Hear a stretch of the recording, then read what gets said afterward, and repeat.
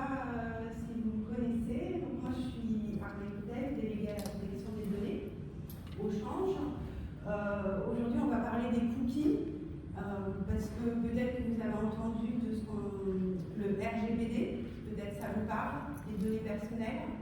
Donc on ne va pas parler de recettes ni de cuisine, mais bien de cookies et de données personnelles. Donc pour commencer, qu'est-ce qu'un cookie ? Donc un cookie, c'est un petit fichier, souvent composé en fait de texte, qui est envoyé par les serveurs lorsqu'on navigue sur un site internet ou également sur des applications.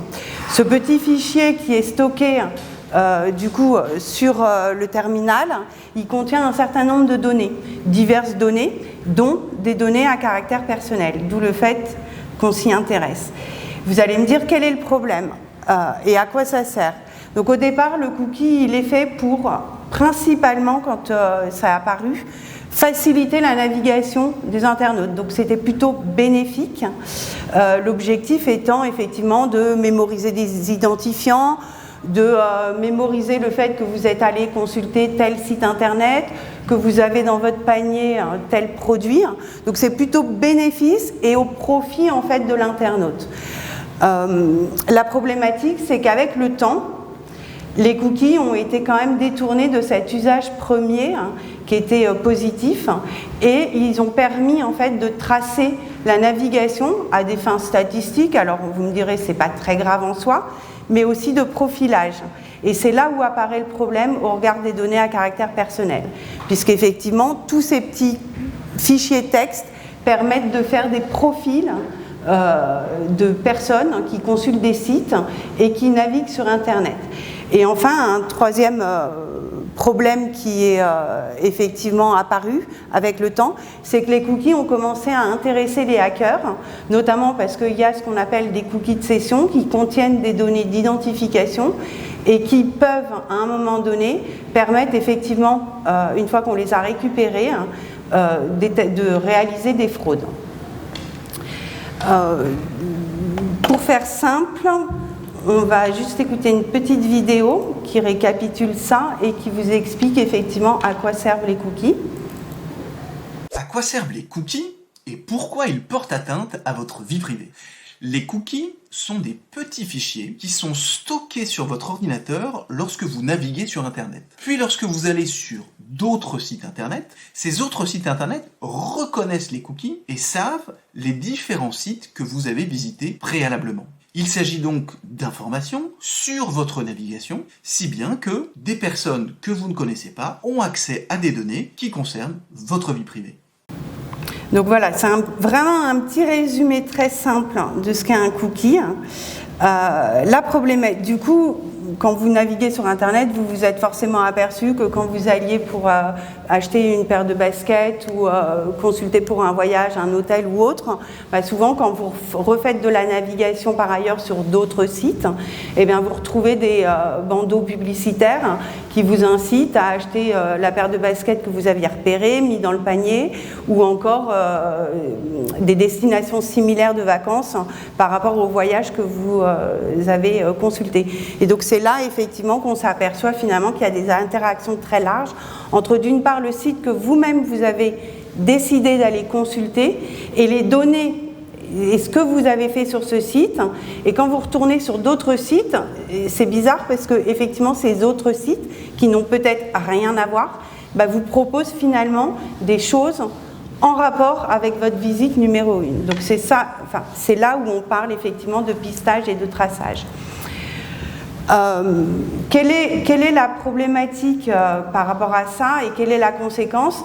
C'est qu'on s'aperçoit effectivement qu'il est facile de savoir ce qu'une personne a fait sur Internet, de réaliser effectivement un suivi de sa navigation, de son comportement et d'aller même jusqu'à établir des profils.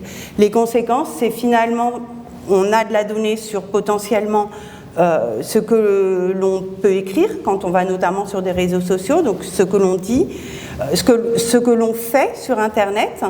On peut avoir, comme je vous l'ai dit, sur des cookies de session, donc qui retiennent des identifiants, de la donnée qui permet après de potentiellement se faire pirater. Et donc tout ça fait que c'est bien des choses qui nous concernent personnellement et qui posent problème.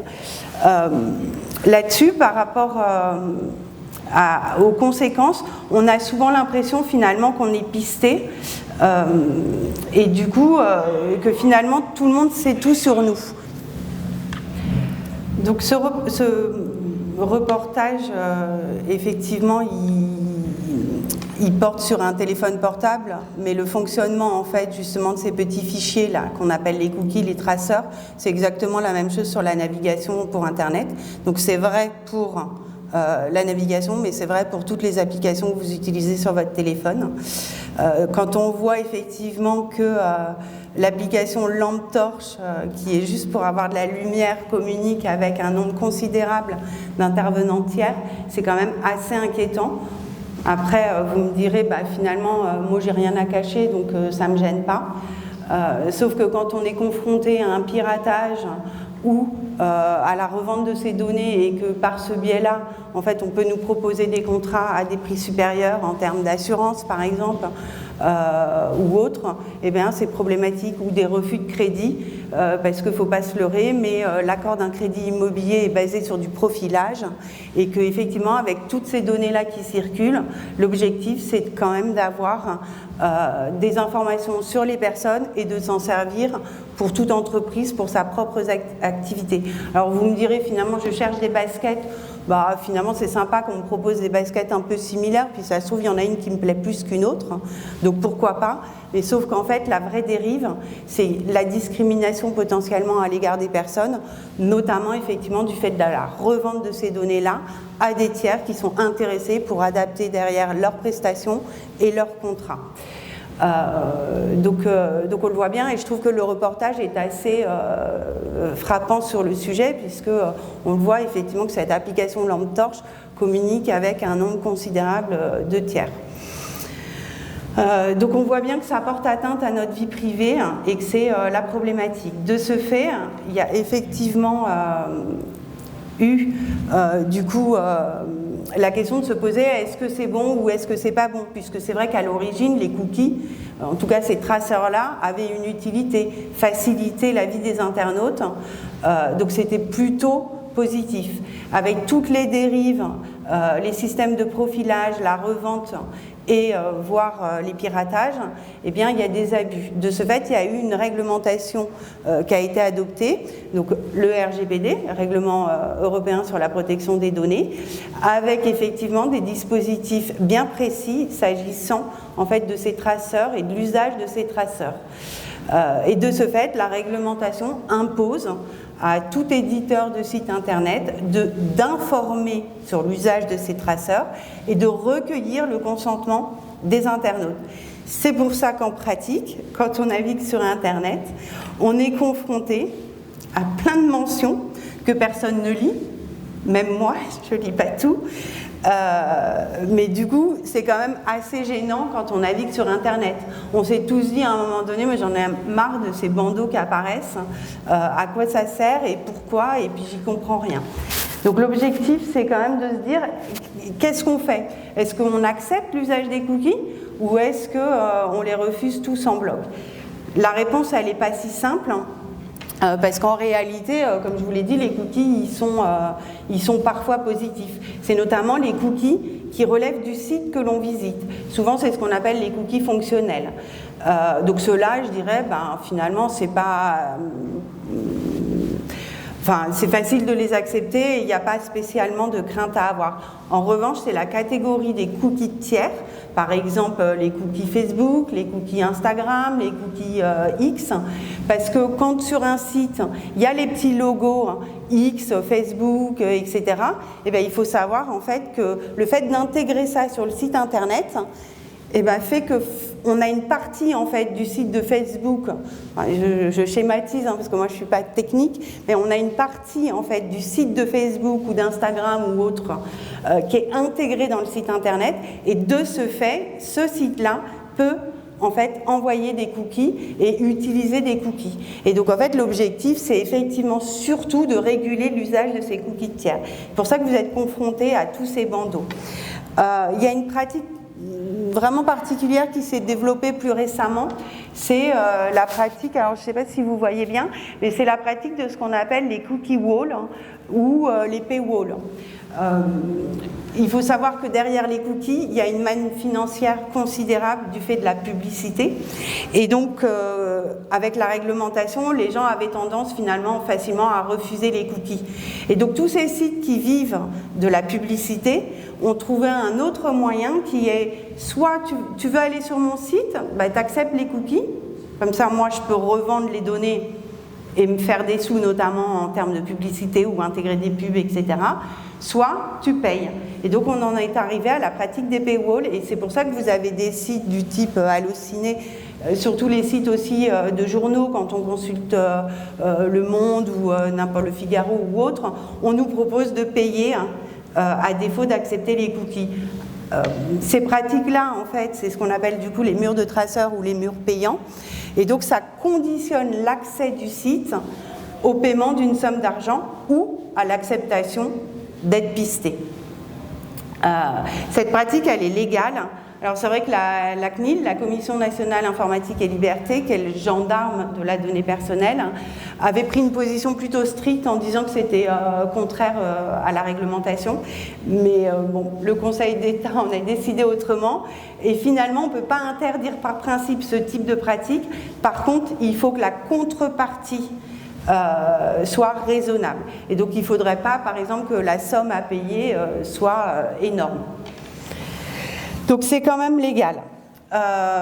Donc aujourd'hui, quand vous êtes confronté sur Internet ou quand vous utilisez une application, bah, comment il faut réagir pour les cookies? Alors moi j'aurais tendance, et c'est plutôt ma pratique, j'ai tendance à refuser en bloc l'usage des cookies. Donc je clique, donc ça typiquement c'est l'image d'un bandeau ou d'une fenêtre pop-up qui s'affiche et qui est conforme. C'est-à-dire qu'elle met sur le même niveau. Il est aussi facile en fait de refuser les cookies que de les accepter. Vous voyez, les boutons, ils ont la même taille. Souvent, on a des pratiques de sites où c'est petit, en haut, il y a marqué « continuer sans accepter », mais c'est pas en gras, par contre, accepter, c'est bien en gras en bas. Donc, idéalement, il faut chercher cette mention « continuer sans accepter » ou là, quand les sites sont bien faits et conformes, refuser. Parce qu'à mon sens, quand on va sur un site internet, on n'a pas forcément envie de savoir que Amazon nous suit, ou Google, ou Facebook, ou autre. Donc c'est ma pratique. Cela dit, ça ne résout pas tout. C'est pas parce qu'on refuse les cookies en bloc systématiquement qu'on n'est pas pisté. Parce que la réalité aujourd'hui quand même, c'est que la technologie des cookies, elle est dépassée, elle est en passe d'être dépassés, et ils sont déjà en train d'inventer d'autres systèmes pour pister les gens. Bon, cela dit, la bonne pratique serait de plutôt les refuser, ou alors, si finalement on considère qu'on est d'accord pour être pisté et qu'il peut y avoir des effets positifs, c'est cliquer sur le bouton paramétrer, et dans ce cas-là, mais là c'est assez fastidieux, je ne sais pas si quelqu'un l'a déjà fait, c'est ce qu'on a vu dans le reportage. Il y a toute une liste en fait de cookies qui est utilisée avec l'entreprise qui les utilise et à quoi ils vont servir. Et là, du coup, c'est choisir si on accepte ou pas l'utilisation que fait. J'avoue, c'est très fastidieux. Là, cette semaine, j'ai refait un peu des tests en vue de la présentation. Je ne ferai pas ça tous les jours. Donc moi, ma pratique en tant que déléguée à la protection des données, c'est plutôt effectivement de refuser en bloc et donc de, la plupart du temps, toujours chercher ce bouton refuser ou continuer sans accepter. Donc voilà, donc, les petits conseils que je peux vous donner, effectivement, c'est quand vous naviguez sur Internet, c'est plutôt choisir le mode privé. Les navigateurs ont développé ces systèmes-là et on peut aller naviguer en mode privé, ce qui limite, ça ne fait pas tout, mais ça limite effectivement l'usage des cookies et les traceurs. On peut aussi paramétrer son navigateur pour bloquer les cookies de tiers. Ce qui veut dire que les cookies propriétaires du site vont être utilisés, mais je dirais que ceux-là, c'est ceux qui gênent le moins, puisqu'ils sont en lien avec ce que je fais sur le site, alors que les cookies de tiers peuvent être bloqués en amont dans les paramètres du navigateur. Je vous le disais, refuser les cookies. Pensez à nettoyer et supprimer son historique de navigation, supprimer les cookies de son téléphone portable, supprimer les cookies de son PC. C'est quelque chose qu'on devrait faire régulièrement. On peut, pour éviter d'avoir des publicités, télécharger ce qu'on appelle des bloqueurs de publicité. Donc il y en a plein sur le marché. Ils sont plus ou moins efficaces, en tout cas ça limite. Et bien entendu, être vigilant, tenir son navigateur à jour et éviter de partager tout et n'importe quoi en termes de données à caractère personnel, mais ça je dirais que c'est générique, sur notamment les réseaux sociaux. Donc voilà pour l'usage des cookies. Donc voilà pourquoi vous êtes confrontés à toutes ces pages pop-up qui s'ouvrent et qui sont, je l'avoue, plutôt contraignantes et gênantes en fait. Mais il y a un objectif derrière, c'est nous pisser, nous tracer, et donc évitons ça. Il faut savoir quand même qu'on est dans un monde où on développe les systèmes d'intelligence artificielle. Il y a une corrélation de plus en plus facile en termes de données. Et donc, je dis ça parce que je suis déléguée à la protection des données, mais il est nécessaire en fait que le tout à chacun soit sensibilisé à ces pratiques-là et ait une vraie conscience des traces que l'on laisse quand on navigue, quand on utilise une application. En soi, c'est pas gênant, mais par contre, il faut en avoir conscience. C'est ça le plus important. Donc, c'était l'objectif de la présentation aujourd'hui. Voilà.